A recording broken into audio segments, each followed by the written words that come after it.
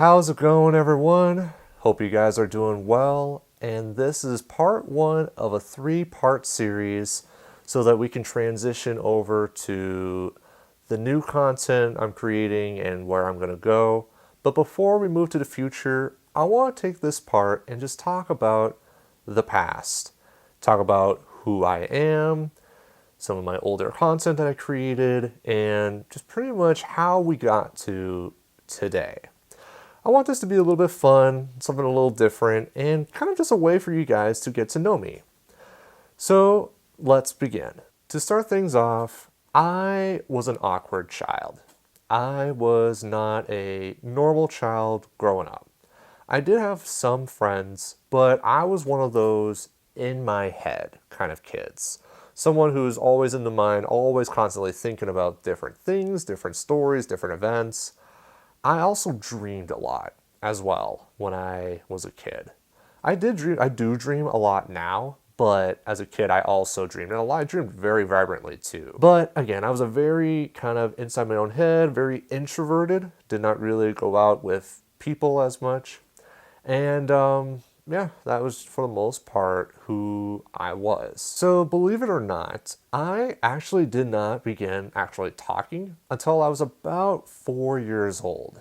So I mentioned it before, but I do have a bit of a speech impediment, but that's because I was not able to talk until I was 4. So if sometimes I talk and sometimes it doesn't make sense, that's kind of why I'm still learning how to speak properly. And just as a side note, English was not really my best subject in school. In turn, one thing that I was really good at, I think, that came naturally to me was visually. Seeing things that people didn't see, and that's something that I really enjoy, is seeing things that are more visual and that's more appealing. I would say, boiling it down and just looking back on it, there were 5 loves that I have as a kid, and these 5 things really kind of made me into who I am. In alphabetical order, those are cartoons.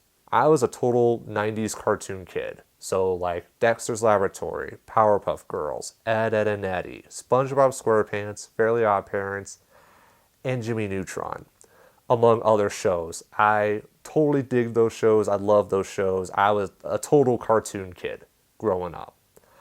Other things that I either love or have a nice deep passion for, math. I love numbers, and doing math, doing trigonometry, that stuff fascinated me as a kid and as a teenager. NASCAR, of course, and I'll talk more about NASCAR in a little bit. Physical education, like moving, getting out, being physical. I loved Phi Ed growing up. And I actually did 5 years of football as a wide receiver, and I did 8 years of track in high school and in college as a sprinter.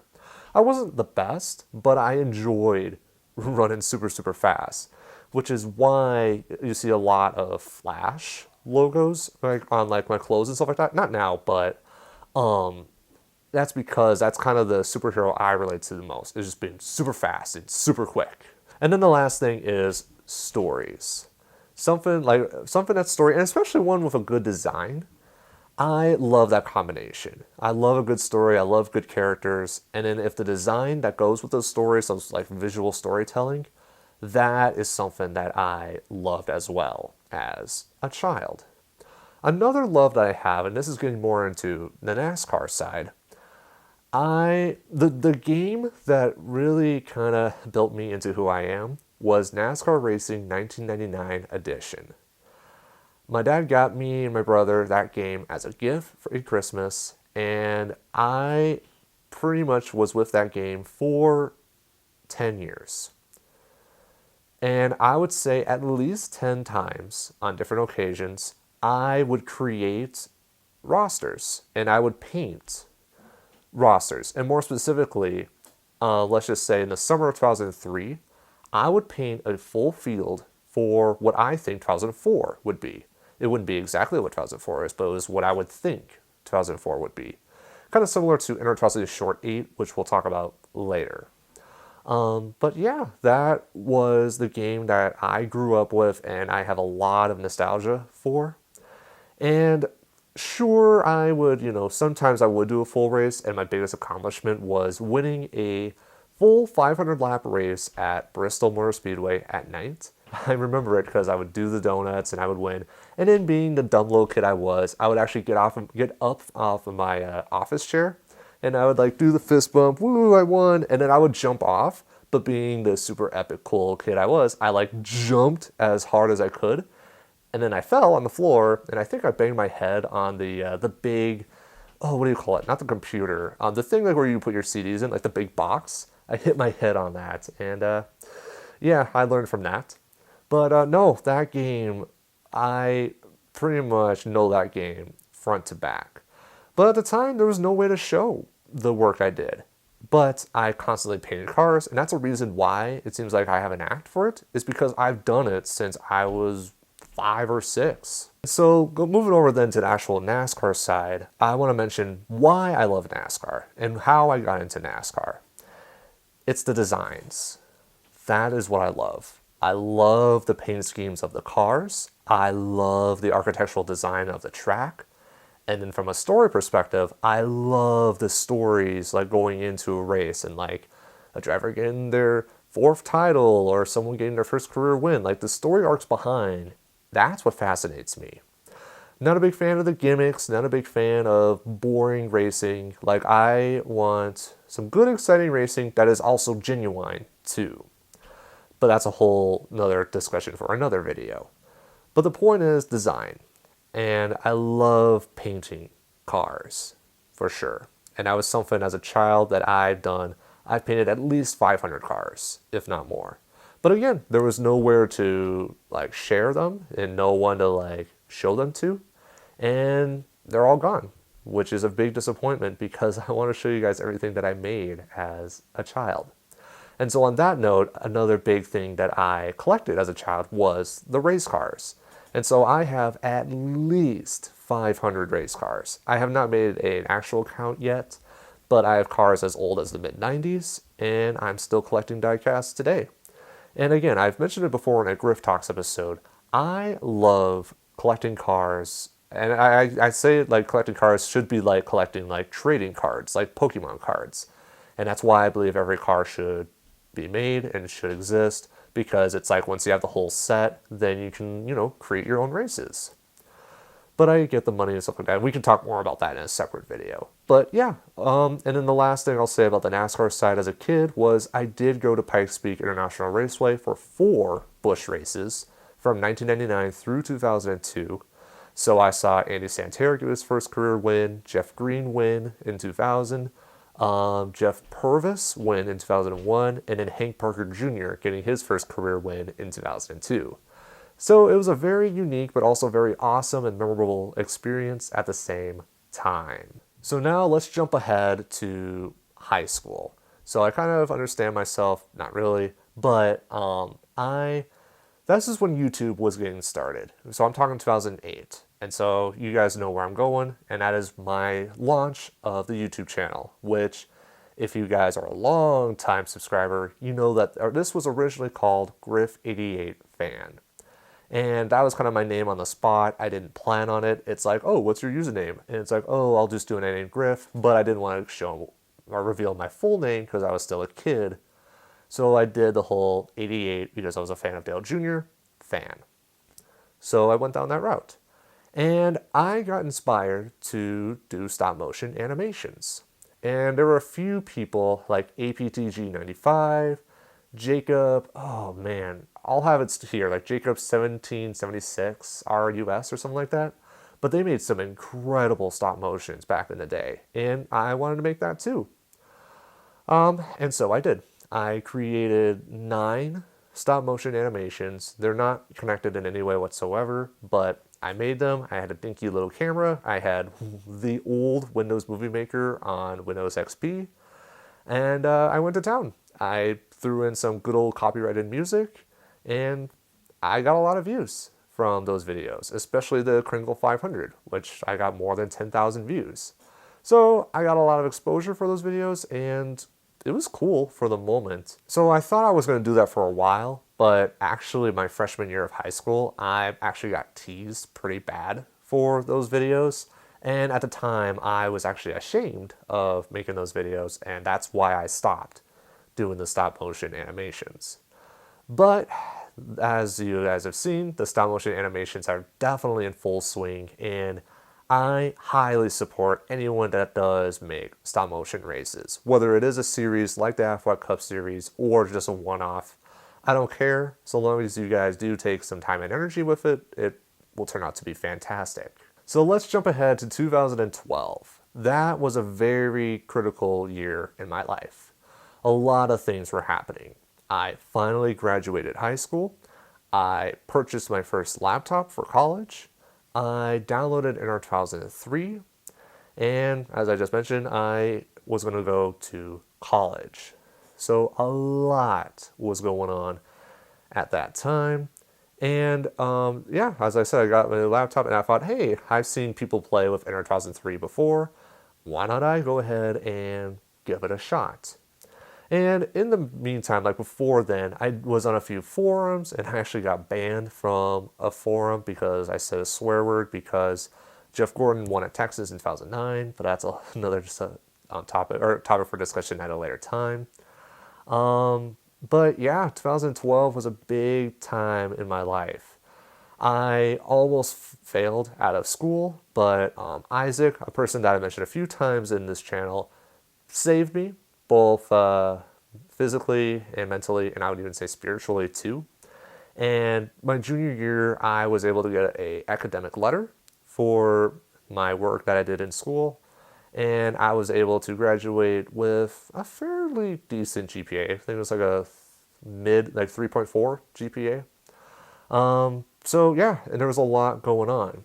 But one thing I want to mention now before we continue is I hate at the time being in front of the camera or hearing my own voice, whether that's on a microphone or whatever.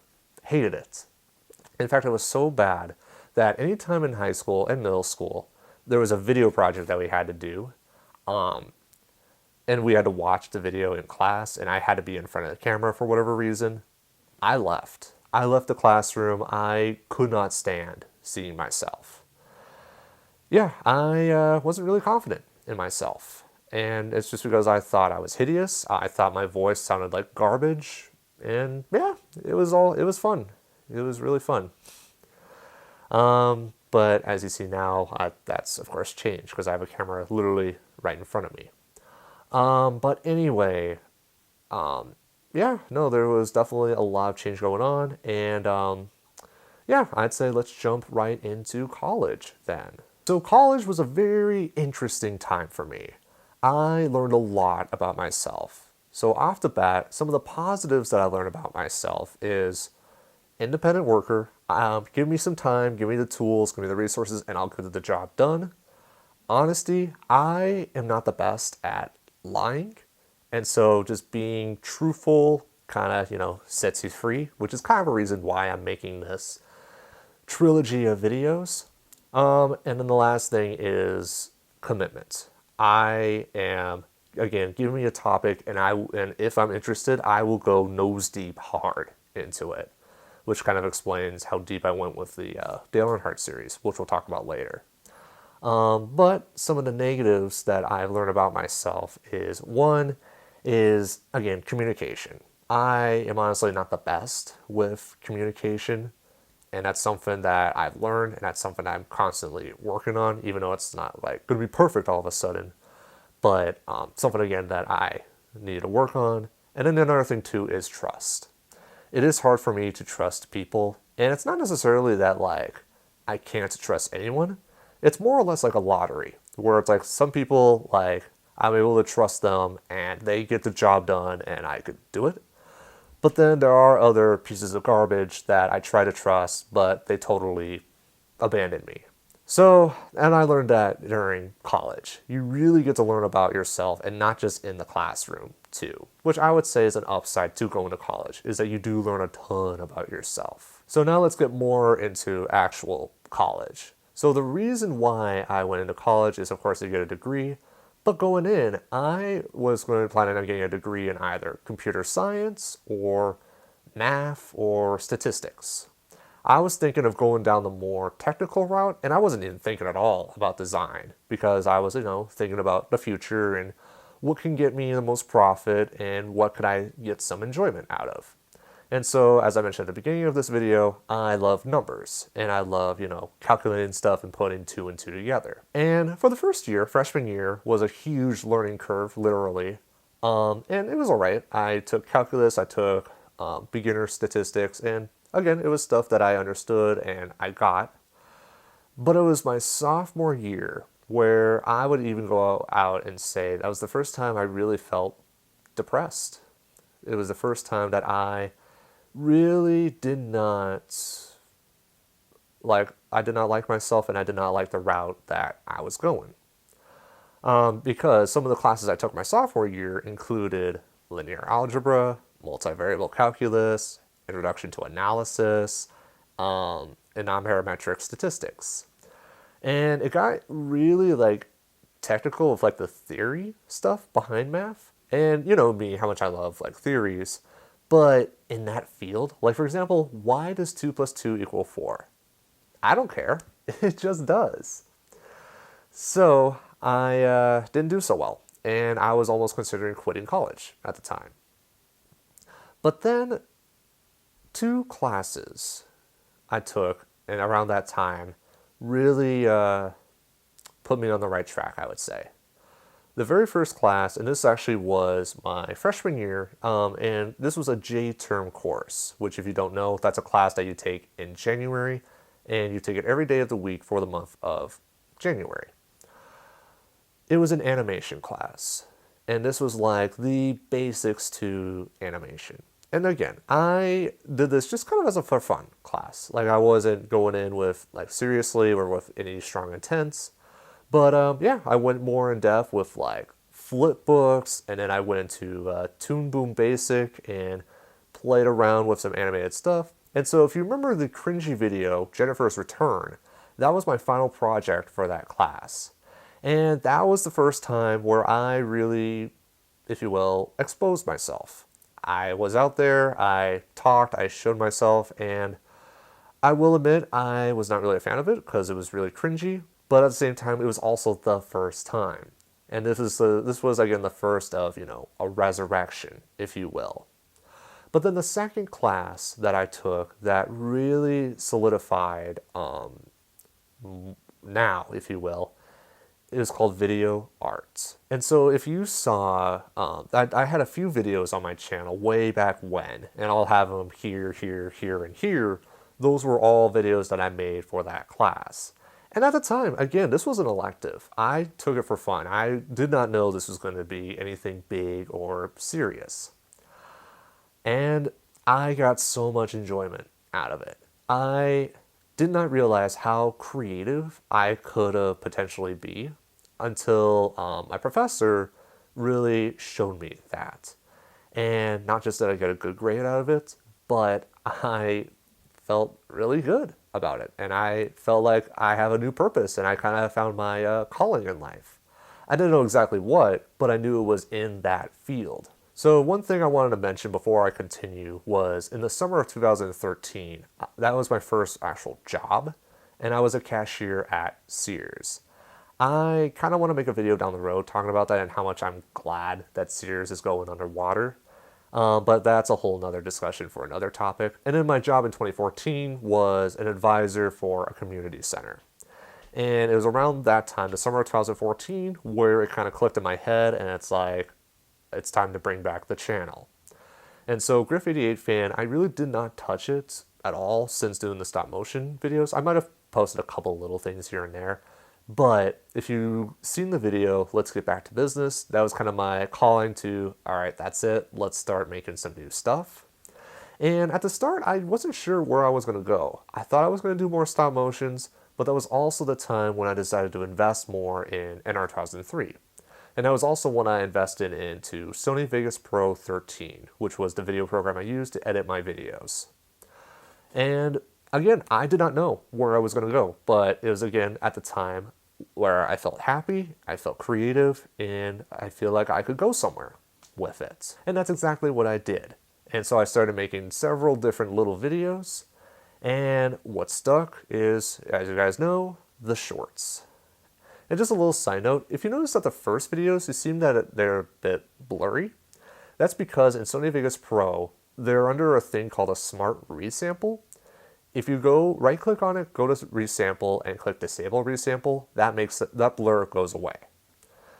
So I did not realize that because again, this is a whole new ballpark, a whole new game, and I was learning a lot. So I was making the videos, and the more I made those videos, the more creative I got. And thus, one of the big things that really got me exposure was the 2016 Daytona 500, which I made in 2015, because I was thinking, what would the roster look like the year after Jeff Gordon retired?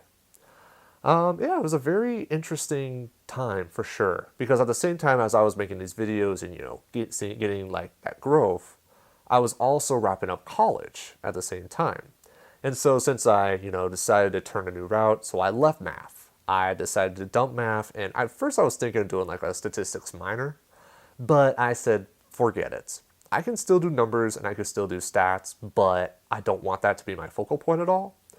So I decided to switch my major in my junior year to studio arts. And then eventually I was able to pick up the minor in film and media studies as well. So some of the classes that I took include video art 2, photography 1, drawing 2, quite a few art history classes, so I know all about that avant-garde art. And then I also did a couple of internships with the sports information program at my college. And thus, if you guys remember back in 2014, I promoted some of my college sports highlight videos. That's what I did as well. And I got a lot of response from those videos as well. And it was one of those things where at first I wasn't sure, but then it just came naturally, where I, connect music to the video or to the footage. And like when a hit happens, I know like that's when I want to hit the bass drop. And again, it's just one of those things where it's like it felt natural, and a lot of people seemed to like and support my work that I was doing.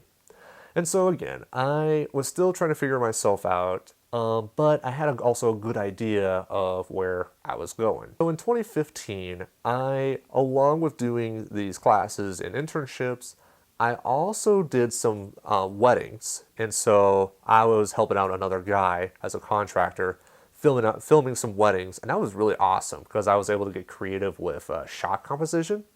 And then at the same time, I also had a part-time job as a production assistant at another news station.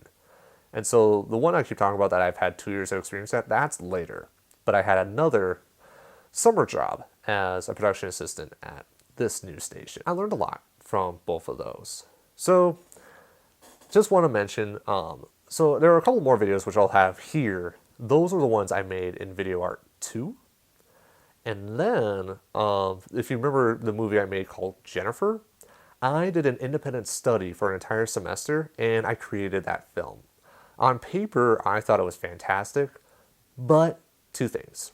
One, there was a lot of people involved, and I had to work with all of their schedules, and thus because of that. Two, moving forward, I do not plan on doing any more real-life footage. I might do some sketches or something like that here and there, but in terms of like what my future goals are, nothing real life. But I tell you what though, I really enjoyed that because at the time, and I guess still now, I have a bunch of anxiety, and I wanted to show my perspective on how I perceive anxiety. All right, so we have graduated college. I got my degree in studio arts as well as film and media studies, and I also have, at the time, around $50,000 to $60,000 in student debt. But I didn't worry too much about the debt at the time because I was focused on getting more experience. So the last part I want to talk about is after college and moving up to 2017. Because once we get into 2017, then we'll get into part number 2, talking about Griff Dog and what has happened. Which I want to mention, it was, I don't remember when. But it was sometime in, I think, either between 2014 and 2015, I switched from Griff88 fan to Griff Dog. And of course, the one thing I forgot to mention as well is that was when I made my What If Dale Earnhardt Was Still Alive series, and that, I think, was the series that got me noticed. And it was one of those things that I really enjoyed making as well. I enjoyed, putting the pieces together, and even though it's not the most logical thing, I also thought it was the most enjoyable, most fun, and again, trying to make it the most realistic as possible. So after college, I did film more weddings for the buddy. I also did pick up the news station production assistant job, which I did for 2 years, and that was extremely helpful because I learned to work in a studio. I also learned audio, and then finally, I also filmed at different sports arenas, and I learned how to edit for the sports program in your local news. And that was a heck of an experience too. I wish I could have done it longer, but at the same time, time also happens and time moves on. And then another thing that I did too, which I could also make another whole video on, is the summer of 2016, I filmed for Badlands Raceway, which is my local dirt track, but because of some good old corruption, there isn't any racing there anymore. So it's a shame, but when I did it that summer, it was a blast, and again, I did some good work there, and I enjoyed it. So, wrapping up, talking about the channel, I finished the Dale Earnhardt series, I did the Summer Showdown, I did a few other shorts, and at the end of 2016, I was in a very good place. I felt very creative, I felt ready to go, ready to take on the world, and there was a lot of potential, for sure. I've learned a lot. I learned that even though I do like numbers, I love design more, I love being animated, I love getting out there. But something that I needed to work on was the communication skills, and I also needed to work on, being in front of the camera and talking to you guys. So, yeah, there was a lot about my childhood for sure that you guys have learned today. And as we move into part 2, we're going to talk more about 2017 up to today and simply what happened. What happened next? What were some of the decisions I made? And yeah, we'll go from there. So, with that being said, if you guys have any comments, questions, concerns, comment section is always open, and we'll go from there. So with that being said, thank you guys so much for watching, and this is Griffin Spear saying so long until next time.